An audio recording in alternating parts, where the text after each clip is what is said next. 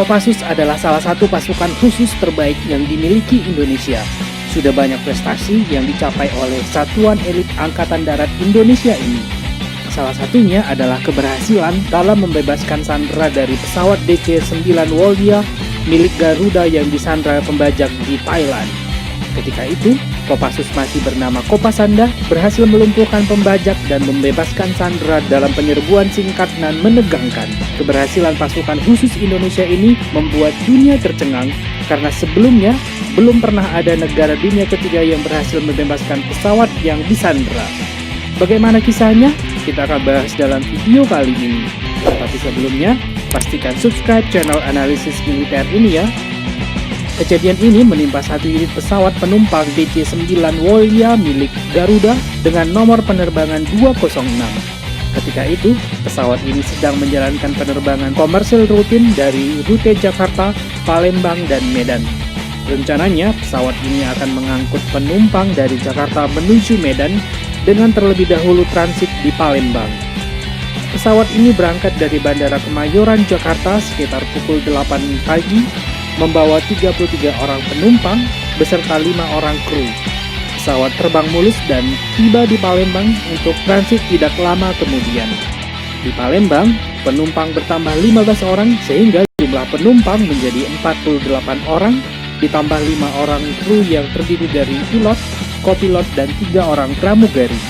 Secara total dari Palembang, di dalam pesawat ini terdapat 51 orang.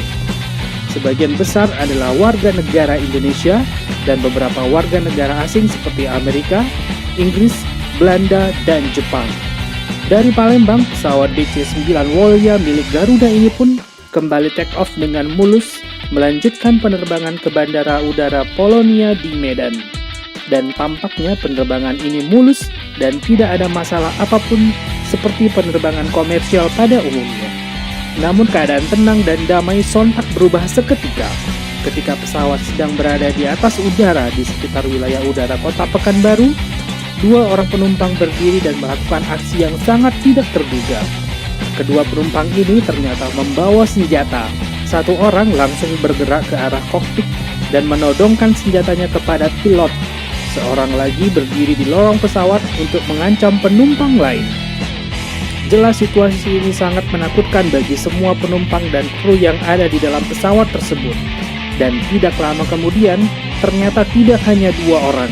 Ternyata ada 5 orang penumpang yang merupakan bagian daripada pembajak pesawat ini. Para pembajak ini memerintahkan pilot untuk mengalihkan penerbangan yang awalnya menuju Polonia Medan menjadi ke Colombo, Sri Lanka. Jelas para pembajak ini ingin membawa pesawat ini keluar dari wilayah Indonesia.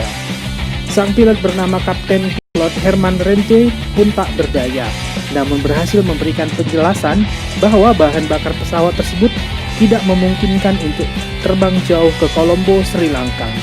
Akhirnya pembajak mengalihkan tujuannya ke Pulau Penang, Malaysia.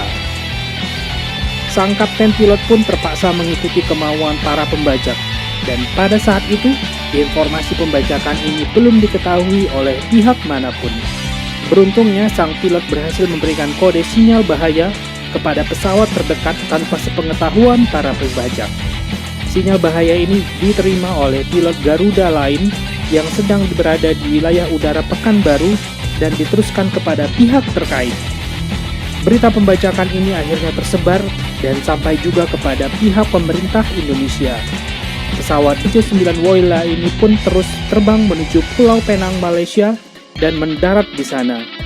Mendarat di Pulau Penang ini bukan tujuan akhir para pembajak, tetapi untuk mengisi bahan bakar dan bekal ulang makanan untuk melanjutkan penerbangan ke tujuan selanjutnya yang mereka masih rahasiakan. Tiba di Malaysia, para pembajak menuntut pengisian bahan bakar dan bahan makanan yang segera dipenuhi otoritas setempat. Di sini pula, seorang penumpang berusia lanjut 76 tahun diizinkan para pembajak untuk diturunkan karena tidak berhenti menangis sejak awal pembajakan. Sehingga tinggal 47 orang penumpang dan 5 orang kru yang ada di dalam pesawat tersebut.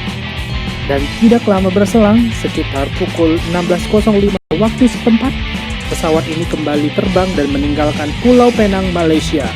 Dan kali ini para pembajak meminta pilot untuk membawa pesawat ke Bandar Udara Don Muang, Bangkok, Thailand. Sekitar pukul 17.05 waktu setempat, pesawat DC-9 Wolia milik Garuda ini mendarat di Bandara Don Muang, Bangkok, Thailand. Pesawat ini kemudian diparkir di area spot A apron pangkalan milik Angkatan Udara Thailand yang berjarak sekitar 2 km dari terminal bandara. Para pembajak tetap menahan para penumpang dan kru di dalam pesawat tersebut. Lokasi parkir pesawat ini yang jauh dari terminal juga dimaksudkan untuk memudahkan proses penyelamatan sandera dan juga untuk faktor keamanan.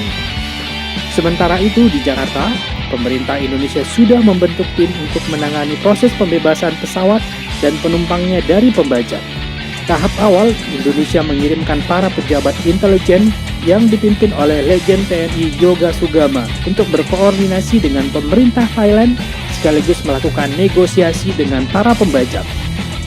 Pejabat intelijen ini berangkat dari Jakarta menggunakan pesawat DC-9 Beagle yang juga milik Garuda, jenis pesawat yang sama persis dengan pesawat yang dibajak. Ini bukan sebuah kebetulan belaka, tetapi memang sudah direncanakan karena pesawat ini nantinya akan digunakan sebagai tempat pasukan khusus Indonesia berlatih sebelum menyerbu pesawat DC-9 Wolia yang dibajak.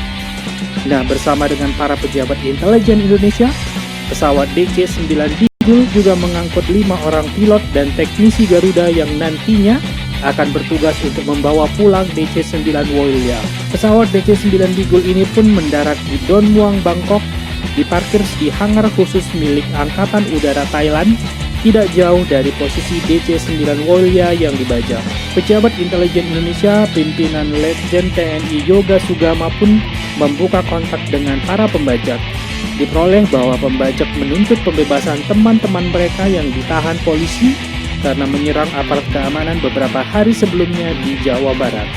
Mereka juga meminta uang tebusan sebesar 1,5 juta dolar atau dengan kurs rupiah saat ini mencapai 21 miliar rupiah.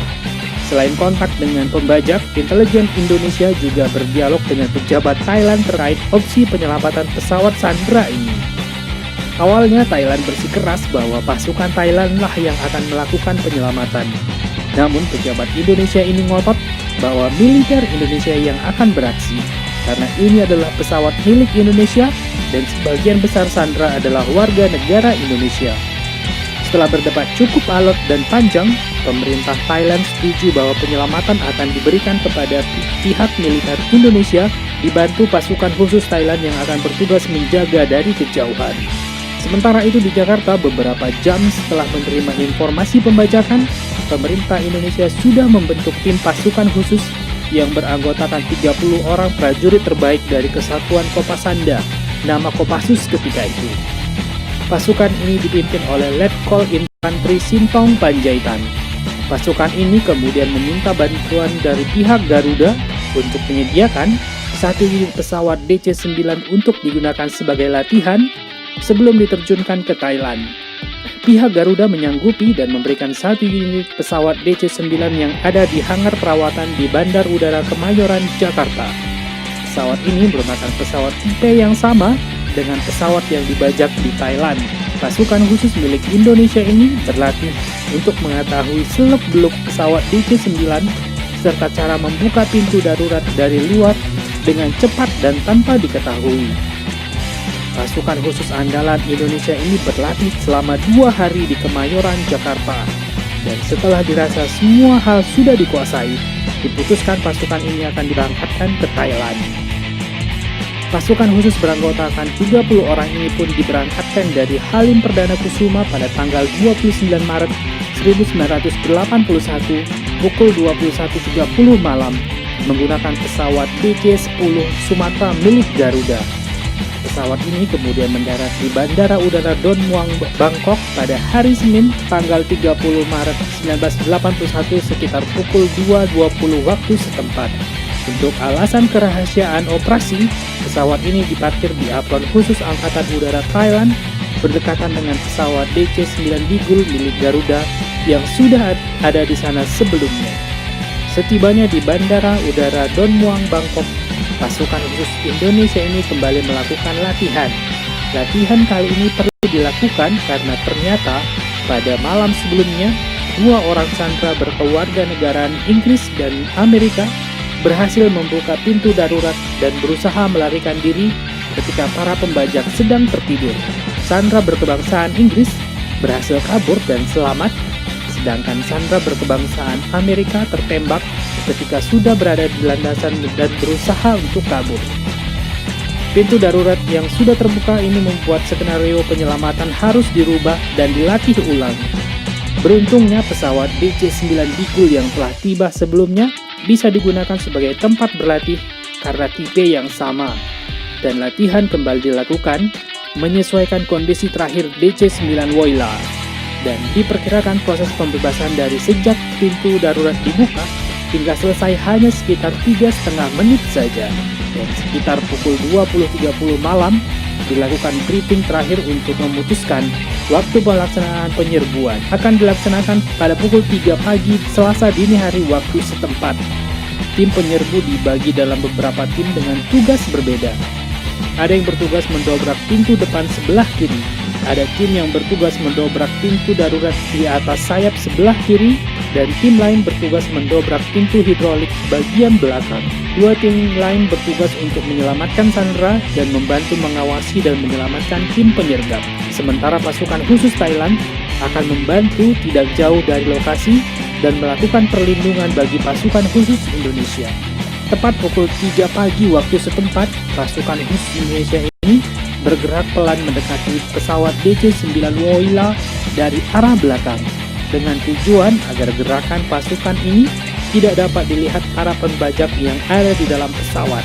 Gerakan pasukan cukup pelan namun pasti, dan tidak lama kemudian sudah berada di bawah pesawat dan mengambil posisi masing-masing sesuai tugas yang sudah disusun sebelumnya. Dan tidak lama, tim yang berada di bagian pintu belakang pesawat memulai aksi dengan mendobrak pintu darurat bagian belakang dan segera menyerbu masuk pesawat. Berselang beberapa detik, tim dari pintu sayap kiri dan tim di pintu depan pesawat juga mendobrak pintu dan menyerbu masuk. Personil pasukan khusus ini pun berteriak agar para sandera segera tiarap. Para pembajak juga cukup terkejut karena tidak menduga mereka akan diserbu, dan kontak tembak tak terhindarkan. Tim dari bagian belakang pesawat terlibat kontak tembak dengan penyandera. Demikian juga dengan tim di tengah dan di depan.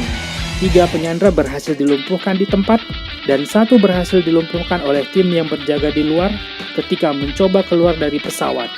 Sedangkan 1 pembajak lainnya berhasil dilumpuhkan di luar pesawat ketika penyergapan usai dan menyamar jadi korban sandera. Namun para sandera lainnya sudah mengenalinya berteriak bahwa dia adalah bagian daripada pembajak. Sang pembajak yang menyamar ini berupaya kabur ke ujung landasan, namun segera dihabisi oleh tim di darat. Namun malangnya, 1 orang personil pasukan khusus Indonesia bernama Capa Ahmad Kirang gugur terkena tembakan di bagian bawah perut yang tidak terlindungi oleh rompi anti peluru. Sedangkan Kapten Pilot Herman Rente juga gugur akibat tembakan yang dilepaskan pembajak saat penyerbuan. Keberhasilan pasukan khusus Indonesia ini membebaskan sandera dan pesawat DC-9 Woyla dalam waktu singkat hanya 3,5 menit membuat dunia tercengang. Karena belum ada negara yang punya pengalaman menyelamatkan sandera secepat itu, apalagi untuk negara dari dunia ketiga seperti Indonesia yang kala itu dipandang sebelah mata oleh negara-negara besar. Operasi penyelamatan Woyla ini melambungkan nama Kopasanda atau Kopassus kini sejajar dengan pasukan khusus dari negara-negara maju. Sekian dulu video kali ini, semoga video ini bermanfaat. Silahkan klik like, komen, share, dan subscribe channel analisis militer ini. Terima kasih.